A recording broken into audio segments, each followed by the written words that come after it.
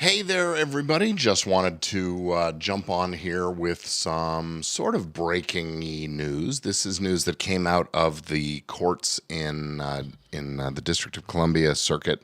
That's the Court of Appeals for the seat of government, basically, here in the U.S. The D.C. Circuit made a ruling on Tuesday, the 18th of March. So today's what, the Thursday, the 20th, so 2 days ago. That hasn't been reported much recently or anywhere that I've seen, but it's a pretty big one. It says that there is no copyright available for works that are generated by AI tools, and at least those that are substantially or mostly generated by an AI tool. There was a recent Copyright Office decision to give a copyright to someone who was able to prove all of that person's step-by-step prompting and creative work in generating an image that used AI, but this is not that case. This is a case of Thaler. I think his name is Stephen Thaler. I'm looking at the opinion here. Stephen Thaler versus Shira Perlmutter, who is or was the Register of Copyrights and Director of the United States Copyright Office, as well as suing the Copyright Office itself. And what's going on here is Thaler invented or built a technology and created some work. And the question then, he went to register the copyright with the United States Copyright Office and was refused.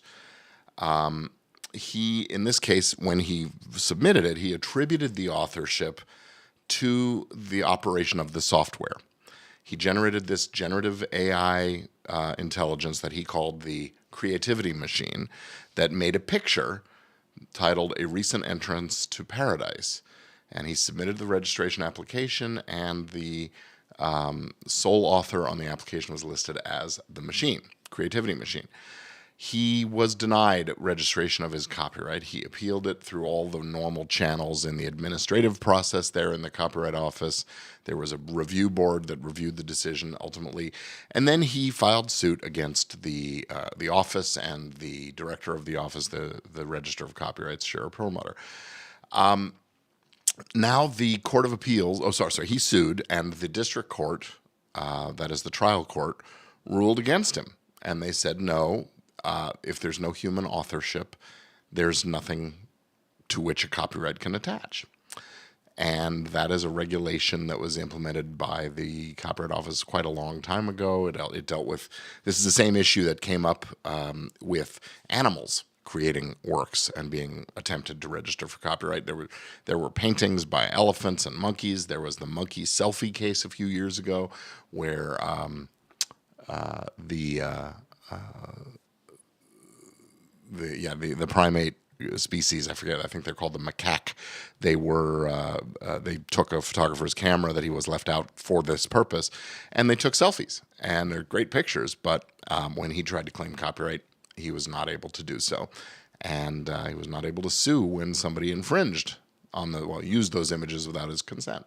So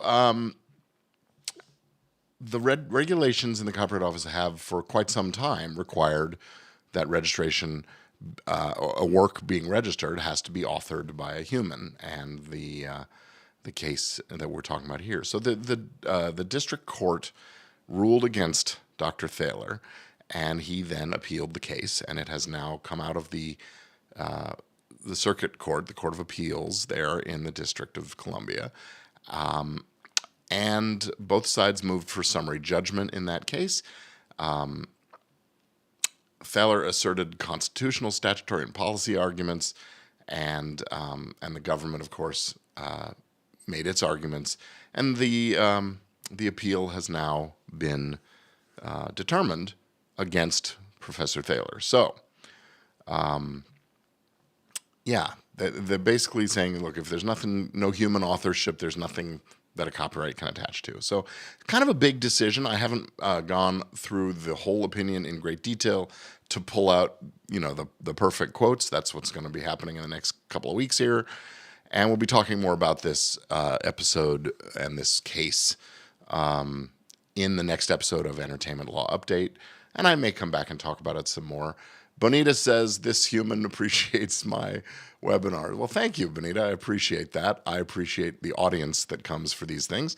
And thank you for being here and watching this. I appreciate it.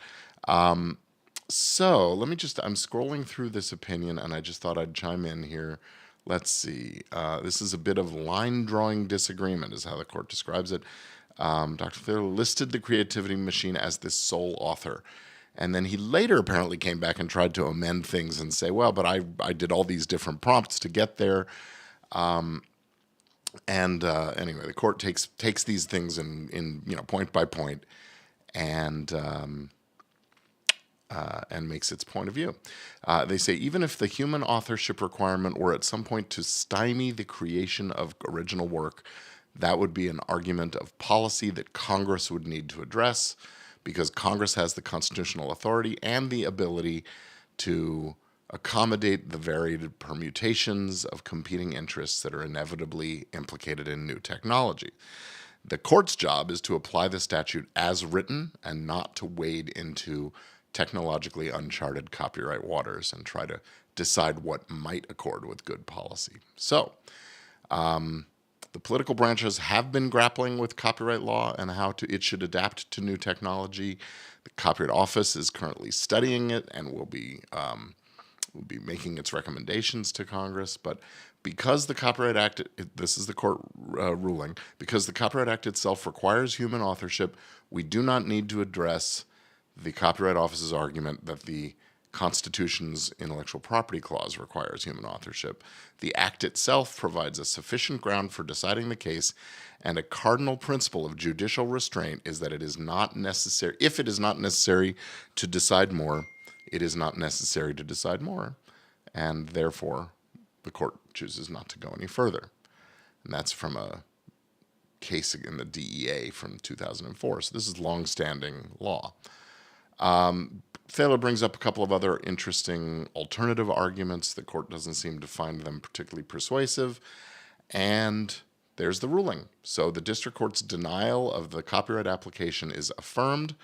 And unless the Supreme Court takes up the case, this will stand as the law, at least in the D.C. Circuit, which is, of course, where the Copyright Office is. So not going to get your registered copyright for anything that's generated by AI. If you are using AI tools to make the things that you want to protect, you better be able to document the creativity that went into the process of using that AI. Multiple prompts, multiple iterations, multiple adjustments and tweaks, and those kinds of things. And I guess that's going to be it for me for this particular session. Happy Thursday, and I will be back again very soon. Tune in this afternoon at 4 p.m. Pacific time if you're watching live when I do Legit Podcast Pro, and I'll be talking, what's my topic today? I've forgotten exactly what it is, but I'll be presenting, I think it's about brand protection and stuff and the value of that. And I'm also going to be doing a presentation at some point in the near future about the free speech and protecting our fundamental rights and kind of taking a look at what's been going on in the world and how we as creators need to step up and do our part to protect things. So with that, I will sign off. I'll see you again soon. Thanks for being here. Cheers.